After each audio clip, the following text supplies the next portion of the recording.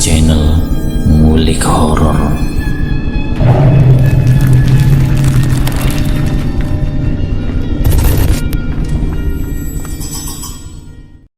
Assalamualaikum warahmatullahi wabarakatuh. Kembali lagi di channel Ngulik Horor. Channel ini menceritakan tentang kisah-kisah misteri. Kali ini saya akan membawakan kisah misteri yang ditulis oleh Restu Wiraatmaja. Kalian juga dapat mengunjungi tweet beliau langsung ya. Nanti link saya akan sediakan di kolom deskripsinya. Oh ya, di dalam cerita ini nama dan tempatnya disamarkan semua ya, untuk menjaga privasi pihak yang terlibat di dalamnya. Yuk, daripada kita lama-lama, langsung saja kita simak ceritanya. Bismillahirrahmanirrahim. Kali ini saya akan membawakan kisah misteri yang berjudul Pabrik Penumbal Jiwa. Kejadian ini bermula pada tahun 1960-an, yang mana narasumber sendiri menceritakan ini secara turun-temurun kepada keluarganya. Sebuah pabrik di Jawa Tengah yang memiliki sebuah kesan menarik untuk digali misterinya, serta asal-usul pabrik itu mengalami penyurutan. Penyurutan di sini terarah di berbagai sektor, karena dahulunya pabrik ini merupakan salah satu pabrik terbesar dan banyak orang yang tahu akan ketenarannya di masa itu. Pemilik pabrik ini sebut saja namanya keluarga Pak Darmono. Entah benar atau tidaknya, Pak Darmono masih memiliki garis keturunan dengan keluarga bangsawan yang mungkin bisa digarisbawahi sebagai orang ningrat kala itu. Pak Darmono memiliki istri yang sangat cantik, juga dua orang anak laki-laki dan perempuan. Istrinya bernama Rahayu dan dua orang anaknya masing-masing bernama Damar dan Sri. Mereka tinggal di sebuah lahan kosong yang nantinya akan digunakan untuk membangun sebuah pabrik megah. Saya akan menceritakan awal mula keluarga Darmono ini memiliki sebuah pabrik. Kisah ini bermula ketika Pak Darmono memiliki lahan yang sangat luas. Saking luasnya dia bingung untuk membangun apa yang sesuai untuk mencakupi keluasan lahan itu sendiri. Akhirnya atas usul dari istrinya, Pak Darmono membuka usaha seperti pengolahan kayu yang tentunya waktu itu menjadi sebuah sumber utama dan sangat efektif terhadap penjualan yang meroket drastis. Namun Pak Darmono bingung untuk memulai dari mana, sedangkan dia sendiri belum tahu apakah usaha itu akan lama dan berjalan dengan sukses seperti yang diharapkan. Dia pun kembali gelisah. Lambat laun kegelisahannya itu terbawa hingga kepada sebuah mimpi yang aneh. Pak Darmono didatangi oleh seseorang dengan menggunakan pakaian adat Jawa serta keris yang menempel di belakangnya. Orang itu tampak sangat sopan dan berwibawa, serta memberikan solusi agar pabriknya bisa berjalan dengan sukses. Orang itu memerintahkan kepada Pak Darmono untuk melakukan ritual khusus di lahan yang kosong itu dengan cara menyiraminya dengan darah kerbau setiap malam tepat bulan berada di atas kepalanya. Bukan hanya itu, Pak Darmono juga harus berpuasa khusus yang nantinya akan mengikat antara perjanjian dirinya dengan penghuni yang berada di sekitar lahannya itu. Perjanjian itu yang akan mengikat dirinya dengan perjanjian berdarah. Artinya seluruh kebijakan dari penghuni dari lahan itu sendiri akan membatasi Pak Darmono agar disesuaikan dengan apa yang diinginkannya. Selama tidak mengandung tumbal, Pak Darmono mengiyakan serta menyetujui perjanjian itu. Akhirnya seluruh ritual kuno itu dia lakukan. Banyak warga yang mengira kelakuan Pak Darmono ini melawan arus norma agama serta alam. Artinya apa yang dimimpikan oleh Pak Darmono merupakan sebuah implementasi para penghuni di lahan itu untuk mencari tumbal. Ketidakpedulian Pak Darmono ini tertuju juga kepada istrinya yang merasa bahwa langkah itu adalah langkah kotor yang sebenarnya harus dijauhi dan ditinggalkan. Namun Pak Darmono bersikukuh untuk terus menjalankannya, walaupun menghadapi berbagai konflik yang sangat kontradiksi. Hingga akhirnya Pak Darmono mulai merintis untuk membangun pabrik secara sedikit demi sedikit. Dimulai dari dirinya yang hanya memiliki mesin kayu ala kadarnya, dia menawarkan hasil dari prosesnya ke setiap warga, hingga dia mampu merekrut beberapa karyawan dari desanya. Proses memang tidak membohongi hasil. Lambat laun pabrik Pak Darmono yang memproduksi kayu ini semakin berkembang.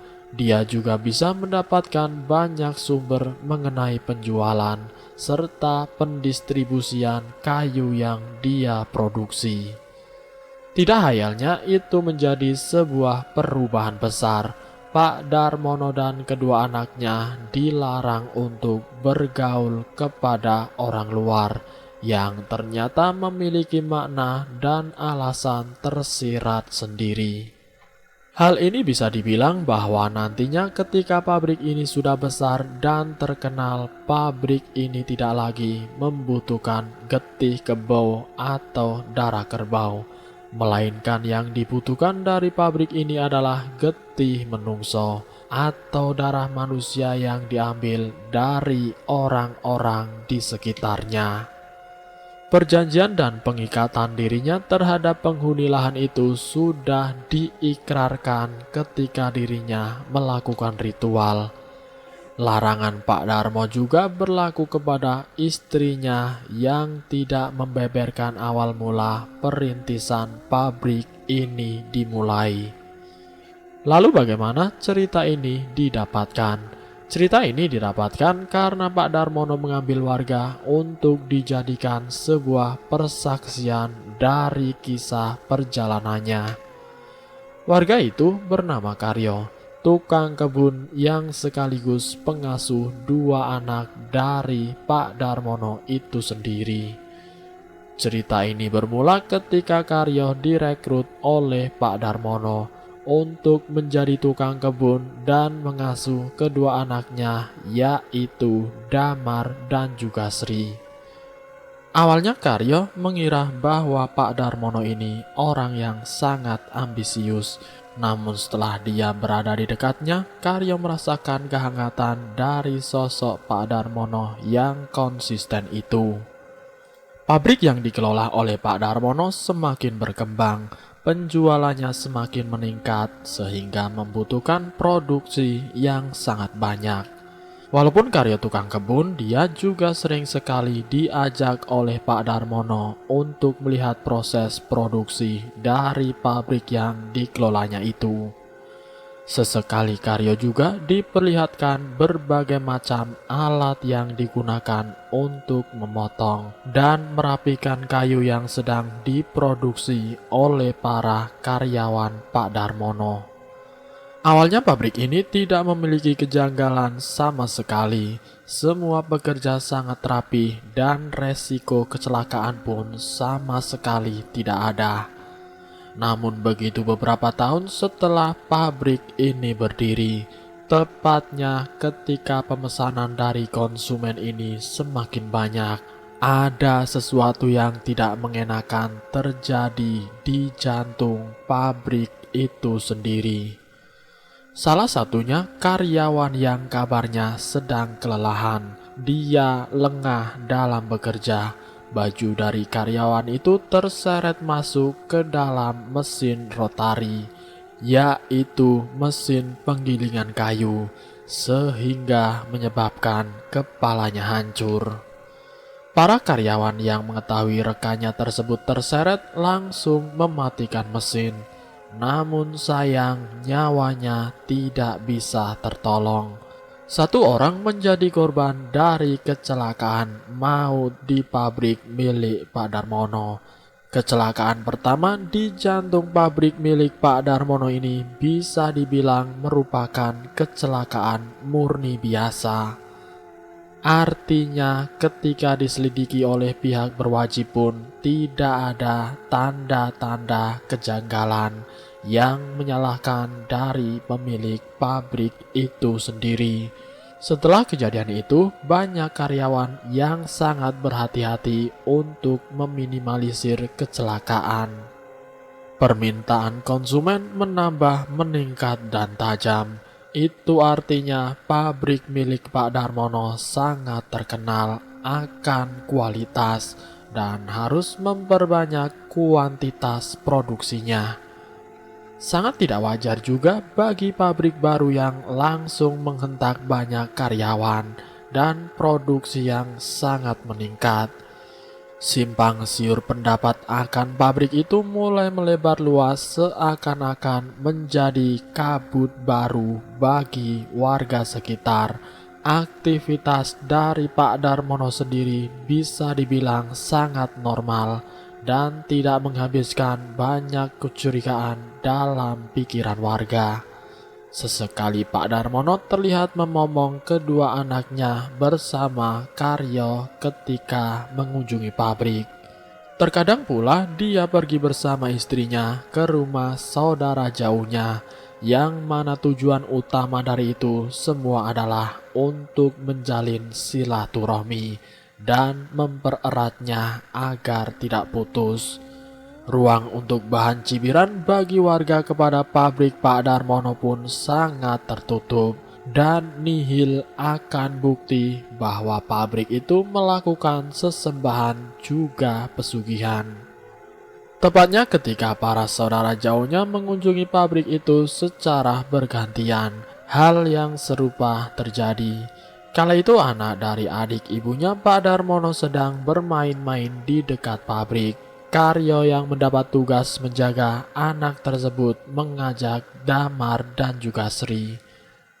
Karyo sempat memperingatkan kepada anak tersebut untuk tidak bermain di dekat pabrik karena baru saja ada kejadian yang sempat menewaskan karyawan pabrik itu sendiri.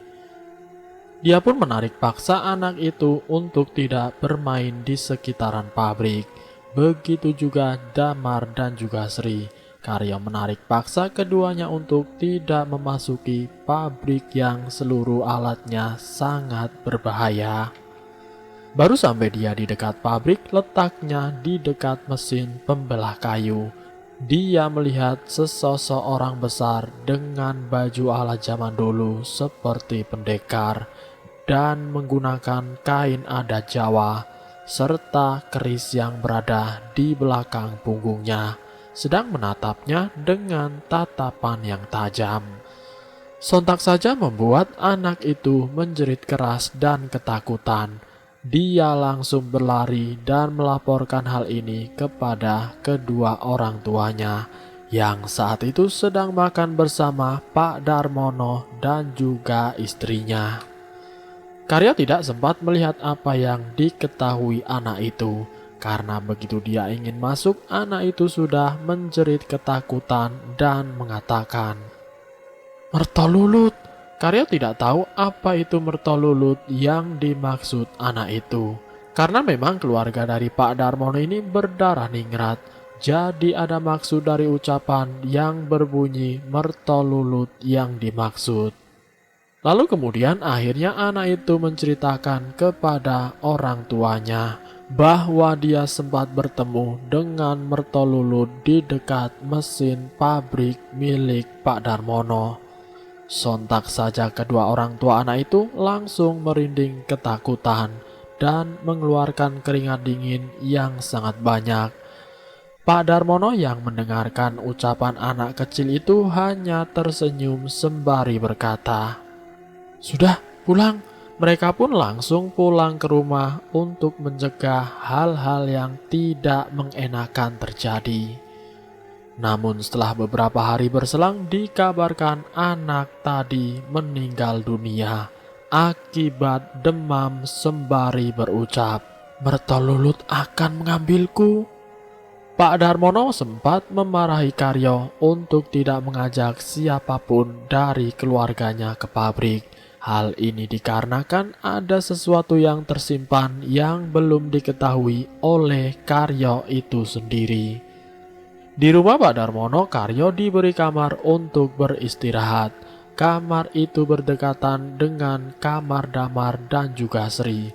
Dia juga sempat berpikir bahwa kekayaan yang dimiliki oleh Pak Darmono tidak boleh dirasakan oleh istri dan juga anak-anaknya. Karena harta dari hasil pabrik ini merupakan harta yang dilarang. Kegiatan yang dilakukan Pak Darmono sendiri tidak terlalu banyak. Selain mengecek pabrik, bermain bersama kedua anaknya, mengunjungi saudara-saudara jauhnya, Pak Darmono juga bisa tidur di awal waktu untuk memudahkan dirinya bangun di tengah malam. Tidak banyak yang diketahui Karyo tentang apa yang dilakukannya di tengah malam.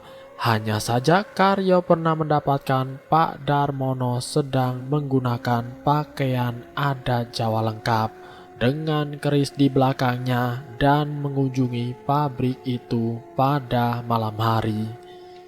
Kata Karyo, Pak Darmono ini sedang melakukan ritual khusus. Sudah sejak lama Karyo ini sempat curiga dengan apa yang dilakukan oleh Pak Darmono itu sendiri. Namun dia tidak bisa berkata-kata ketika sudah berada di hadapan Pak Darmono. Karya menimpali lagi kalau dirinya sempat tidak bisa berbicara sepatah kata pun ketika dia berhadapan dengan Pak Darmono, seperti ada yang membungkam mulutnya. Hal yang dilakukan Pak Darmono itu sendiri ketika mengunjungi pabrik itu, yaitu tepat ketika posisi sedang padang bulan atau cerah bulan. Artinya bulan benar-benar berada di atas kepalanya. Dia juga sempat membawa 2 ember yang berisi seperti air, yang nantinya akan disiramkan di setiap mesin dari pabrik itu sendiri. Entah apa isi dari ember itu, yang pasti isinya bukanlah sekedar air biasa. Setelah hal itu dilakukan, pasti ada sesuatu kecelakaan yang terjadi di pabrik itu. Konon ada beberapa yang sempat jarinya terpotong karena berhadapan dengan mesin. Lagi-lagi hal ini hanya dinilai sebagai kecelakaan murni. Barulah Karya merasakan kejanggalan yang luar biasa. Dia menyebutkan jika sudah ada kecelakaan yang terjadi di pabrik, produksi pabrik menjadi meningkat drastis. Hal ini tidak sesuai dengan kenyataannya, yang seharusnya produksi pabrik berkurang dengan jumlah karyawan yang sempat berkurang karena faktor kecelakaan. Puncak masalah dari pabrik ini adalah di saat pabrik ini kehilangan banyak karyawan karena resiko kecelakaan yang sangat besar dan tidak biasa. Pak Darmono juga sempat menyuruh Karyo untuk mencari karyawan sampai dapat. Namun tidak ada yang mau bekerja di pabrik itu. Setiap orang yang ditemui Karyo untuk diajak bekerja di pabrik itu, mereka berkata bahwa pabrik itu meminta nyawa, darahnya dari manusia, tepatnya mertolutut. Karyo sendiri bingung apa itu arti mertolutut. Ternyata setelah diselidiki, mertolutut itu adalah sebuah bagi algojo keraton. Benar atau tidaknya, Pak Darmono ini sempat bertransaksi jiwa dengan mertolutut agar pabriknya bisa memproduksi banyak barang produksinya sesuai dengan permintaan para konsumen. Karyo sempat menutup mulut ketika dirinya mengetahui kebenaran dari penuturan para mantan pekerja yang beberapa darinya pernah mendapati mertolutut di dekat mesin pemotong kayu yang pernah dilihat oleh anak dari adik ibunya, Pak Darmono, yang meninggal itu. Usut punya usut, setelah pabrik ini mengalami kemunduran karena kurangnya pekerja yang bekerja di pabrik itu, Karyo pun izin untuk berhenti bekerja di keluarga Pak Darmono. Namun sontak saja Pak Darmono marah besar. Dia sempat menampar keras wajah Karyo hingga lebam. Saat itulah sosok asli dari Pak Darmono terbuka jelas di hadapan Karyo. Pak Darmono ternyata orang yang sangat temperamental dan pemarah. Karyo pun tidak bisa melanjutkan bekerja di tempat Pak Darmono karena berat hati tekanan batin yang dirasakannya. Dia juga tidak mau menjadi korban dari mertolutut yang kabarnya masih mencari jiwa agar pabrik itu bisa berjalan lancar seperti semula. Kepergian Karyo ini bagaikan sebuah pertanda bahwa kebobrokan dari keluarga Pak Darmono terbuka. Setelah pabrik itu sepi karyawan, akhirnya produksi pun dihentikan. Tidak ada aktivitas dari tanda-tanda hidupnya pabrik itu sendiri. Namun hal yang mengejutkan justru terjadi. Keluarga Pak Darmono tewas secara bersamaan. Kedua anaknya yang bernama Damar dan Sri ditemukan tewas di kamarnya dengan wajah yang sangat pucat. Begitu juga dengan Pak Darmono dan juga istrinya. Mereka berdua tewas seperti habis menenggak obat dengan kadar dosis yang sangat tinggi.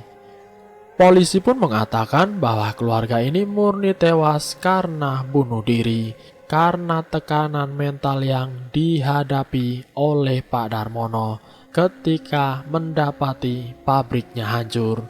Dia pun stres berat dan berimbas kepada bunuh diri. Kedua anaknya yang masih kecil dan juga istrinya ikut terjun dalam pilihan Pak Darmono ini. Kini pabrik itu hanyalah sebuah cerita yang berkembang di masyarakat sekitar. Karena setelah kejadian meninggalnya keluarga Pak Darmono, kabarnya mereka juga sempat mendengar suara ritual gamelan. Juga aktivitas pabrik seperti sedang memproduksi sesuatu. Entah tahun berapa narasumber lupa menyebutkannya. Pabrik ini diratakan dengan tanah atau dihancurkan untuk menghindari hal-hal yang tidak diinginkan. Katanya mertolutut itu menuntut mereka untuk bekerja karena dia belum menjadi korban dari pabrik itu sendiri.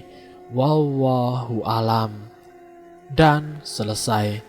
Benar tidaknya cerita ini, yang pasti kita jadikan pelajaran bahwa setiap manusia yang bekerja sama dengan iblis, maka ada tanggungan yang dibayar.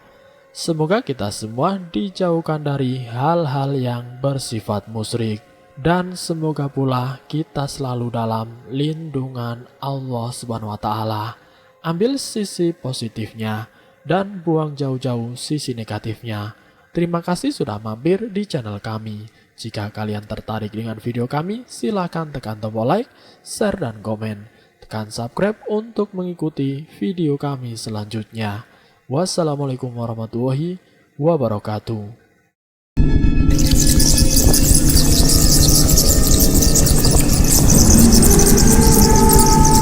Selamat datang di channel Ngulik Horor.